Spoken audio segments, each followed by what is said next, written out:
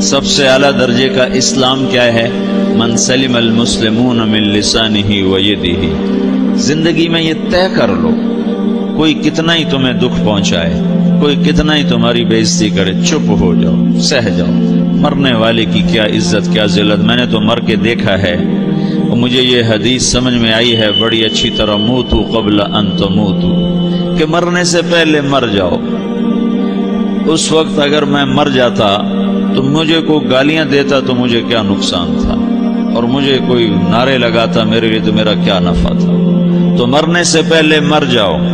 کوئی تمہیں برا بھلا کہے تو تمہارا کیا نقصان، تمہیں کوئی واہ واہ نعرے لگائے تمہیں کیا نفع ہے۔ اگر اللہ راضی ہے تو مردہ باد اور زندہ باد سے بے نیاز ہو۔ ابو ذر رضی اللہ تعالیٰ عنہ کو ایک آدمی نے گالیاں دی تو انہوں نے فرمایا بیٹا ایک گھاٹی آگے آ رہی ہے، اس میں گر گیا تو جو کچھ کہہ رہے ہو اس سے بھی زیادہ کا حقدار ہوں، اور اگر پار ہو گیا تو تیری گالیوں سے مجھے کوئی فرق نہیں پڑتا ہے۔ من سلم المسلمون من لسانہ و یدہ موتوا قبل ان تموتوا۔ چونکہ آج کل اخلاق ہیں انتقامی، معاف کرنے والے اخلاق ہیں نہیں، انتقامی اخلاق ہیں۔ ہمارا معاشرہ انتقامی ہے، اچھا کرو گے تو ہم اچھا کریں گے، برا کرو گے تو ہم برا کریں گے، جیسا کہو گے ویسا ہم سے سنو گے۔ یہ ہمارا ماحول ہے، یہ ہمارا۔ ایک ماں کہہ رہی تھی دوسری ماں کو، میرے پترا کدی کسی نے واسطے سلام نہیں کیتا، بڑے فخر سے کہہ رہی ہے، ہمارے اپنے گاؤں کی بات، میرے پترا کدی نہیں کسی نے واسطے سلام کیتا، مائی جڑا کرے انہوں کریں دیں، جڑا نہ کرے انہوں پوچھ دے ہی کوئی نہیں۔ یہ وہ فخر سے کہہ رہی۔ جو سب سے بڑا عیب ہے وہ سب سے بڑا فخر بنا ہو۔ میرے پترا کدی نہیں کسی نے واسطے سلام کیتا۔ جب ماں باپ نے یہ سبق دیا تو اولاد کا کیا قصور ہے؟ ہمارا معاشرہ انتقامی ہے، ایک کی 10 سنانے کا ماحول ہے، تو آپ 100 کی ایک بھی نہ سناؤ۔ احنف بن قیس رضی اللہ تعالیٰ عنہ پہ ایک آدمی نے چڑھائی کر کہنے لگا ایک سناؤ گے نا تو 10 سنو گے میری طرف سے۔ تو احنف بن قیس کہنے لگے بھائی تو مجھے 100 بھی سنائے گا نا تو میری طرف سے ایک بھی تو نہیں سنے گا۔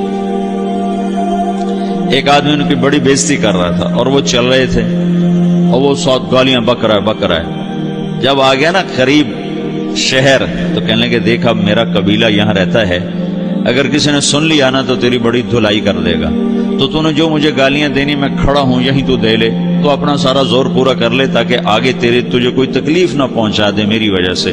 تو وہ پاؤں پہ گر کے معافی مانگنے لگا کہ واقعی تو بڑے حلم والا ہے۔ وہ مشہور تھے اپنے حلم میں، بردباری، اور لوگ ان کا امتحان لینے آیا کرتے تھے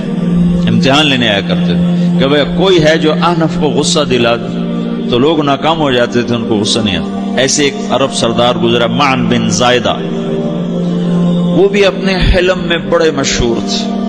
ایک دفعہ لوگوں میں شرط لگ گئی کہ کوئی ہے معن بن زائدہ کو غصہ دلائے تو ہم اس کو انعام دیں گے۔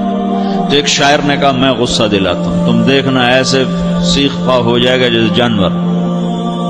تو وہ چلا گیا اس کی مجلس میں، دربار لگا، عرب سردار تھا بہت بڑا، دربار لگا ہوا، تو کہتا السلام علیکم، وعلیکم السلام۔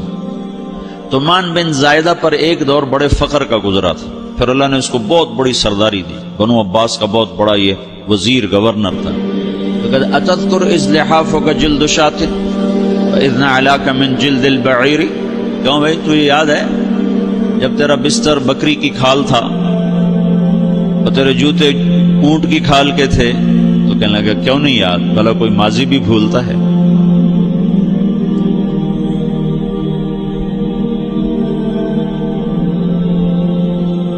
تو وہ کہنے لگا پہلا وار تو خطا گیا، کہ سبحان الذی اعطاک ملکا وعلمک الجلوس علی السریر، تو پھر ساری تعریفیں تو اللہ کی ہیں جس نے تیرے جیسے کو تخت پہ بٹھا دیا۔ کہاں بھئی ساری تعریفیں اللہ کی ہیں، میری تو کوئی اوقات نہیں۔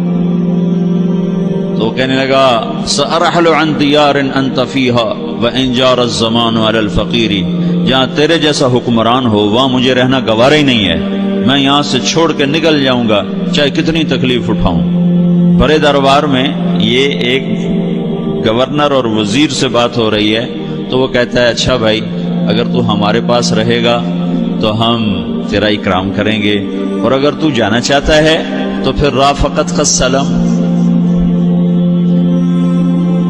تو وہ یہ بار بھی خالی گیا تو کہنے لگا فجد لی ابن ناقصۃ بمال،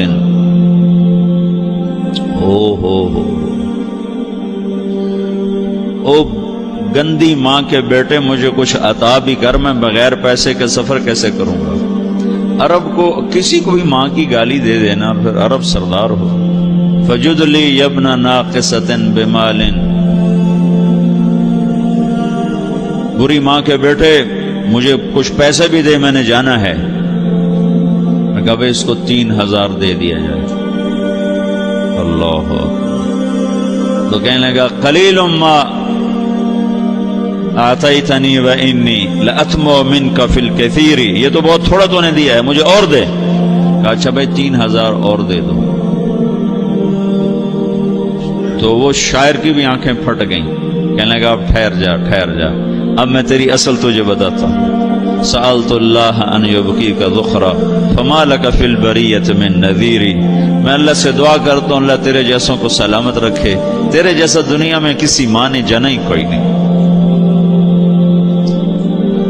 فمنک الجود والافضال حقا وفضل یدیک کالبحر الغزیر، تو ہی سخی ہے، تو ہی کریم ہے، اور سمندر بھی تیری سخاوت کے آگے کچھ نہیں ہے.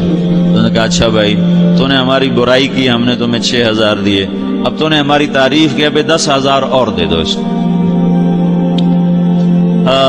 باتیں ہی رہ گئیں، باتیں ہی رہ گئیں. کہاں سے لائیں ایسے لوگ؟ ہمارا معاشرہ انتقامی ہے، بدلہ لینے کا ہے، بدلہ لینے کا. تو میرے ساتھ کیا میں نے بھی کرنا ہے.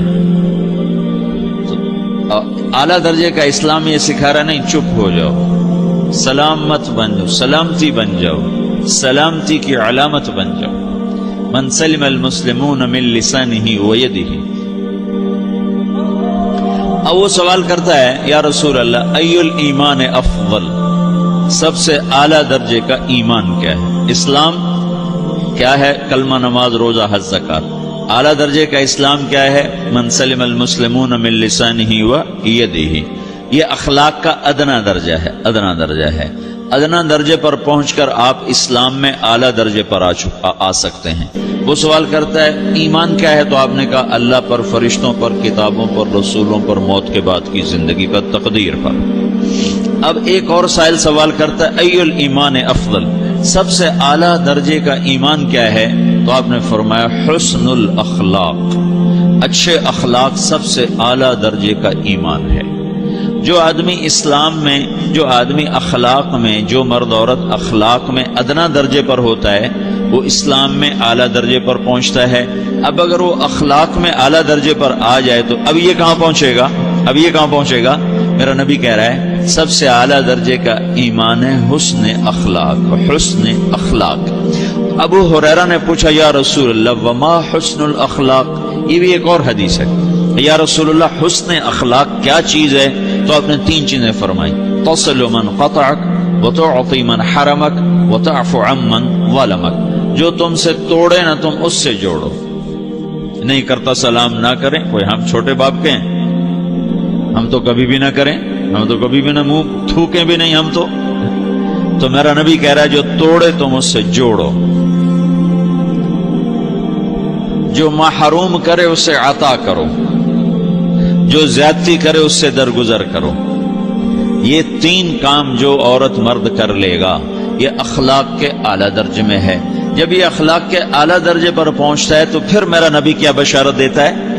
ادنا درجے پر پہنچ کر تو اعلیٰ مسلمان کی بشارت ہے، اور اخلاق میں اعلیٰ درجے پر پہنچ کر میرا نبی کہتا ہے کاد الحلیم ان یکون نبیا، اعلیٰ اخلاق والا بس نبی بنتے بنتے رہ جاتا ہے. اعلیٰ اخلاق والا ایسے ہے جیسے کہ نبی، قریب ہے کہ وہ نبی بن جائے. یہ تو ہے نا ترجمہ، لیکن ہم ہمارے اردو میں کہتے ہیں وہ نبی بنتے بنتے بنتے رہ گیا. کیا مطلب؟ کہ اس میں اور نبی میں صرف نبوت کا فرق رہ جاتا، باقی وہ سب کچھ حاصل کر لیتا ہے. تو یہ سارے دین کا میں نے آپ کو خلاصہ بتایا ہے. کہ میری آپ کی ضرورت ہے کہ میرا اسلام اعلیٰ درجے کا ہو. من سلم المسلمون من لسانہ و یدہ، میرا ایمان اعلیٰ درجے کا ہو.